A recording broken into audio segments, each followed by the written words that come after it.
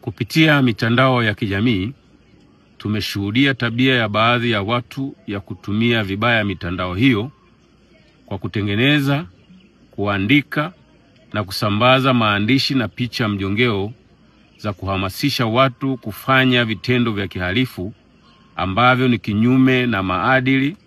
utamaduni wa Mtanzania na kinyume na sheria za nchi.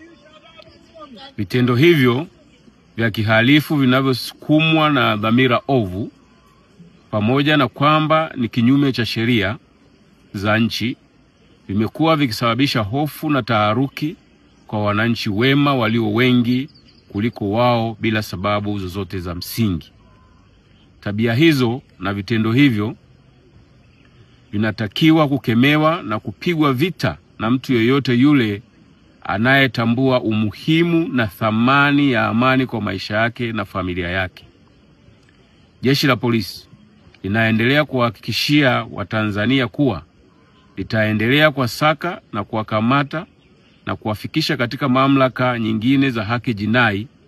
kwa hatua za kisheria kama ambavyo limefanya kwa waliokwisha kukamatwa. Ambao bado wanaendelea na uhalifu huo na hawajafikiwa na mkono wa sheria, wasijidanganye, bali watambue kinachosubiriwa ni muda na ukamilishaji wa taratibu za kuwafikia wakati wowote kulingana na ushahidi kwa mujibu wa sheria, kanuni na taratibu za nchi.